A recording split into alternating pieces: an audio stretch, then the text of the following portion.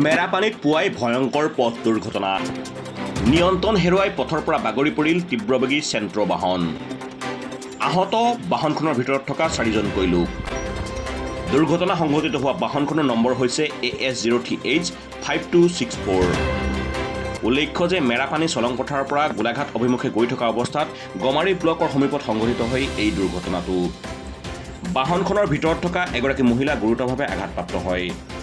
আঘাতপ্ৰাপ্ত আটাইকেইজনকে মেৰাপানী চিকিৎসালয়ত ভৰ্তি কৰোৱা হৈছে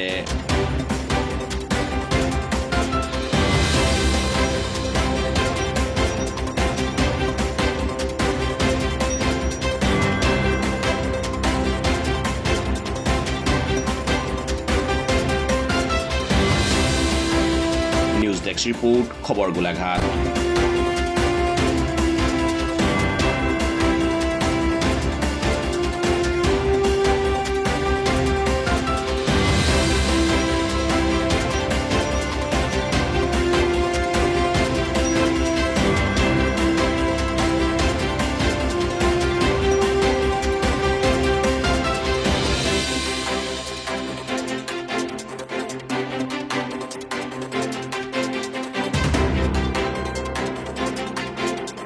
আজি পুৱা আপোনাৰ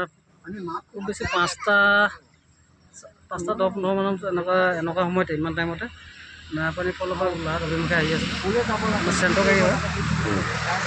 এগৰাকী মহিলা আহিছিলে লগত ড্ৰাইভাৰৰ সৈতে ড্ৰাইভাৰটো কোৱা মতে তেওঁ কণ্ট্ৰল হেৰাই গৈ গৈছে মহিলাগৰাকী গুৰুতৰভাৱে আঘাতপ্ৰাপ্ত হৈছে এগৰাকী মহিলা মানে আঘাত পাইছে মূৰত আঘাত পাইছে ন জখম হৈছে মেৰাপানী ৰখি আহি পেলাই ততাতৰিকৈ আপোনাৰ মেৰাপানী হস্পিটেল চিকিৎসালয় লৈ গ'ল গাড়ীখন কোন জেগা আছে গম পোৱা যায় নেকি এইখন গোলাঘাটৰ বুলি কোৱা হৈছে গোলাঘাট কছাৰীহাটত আছিলে ন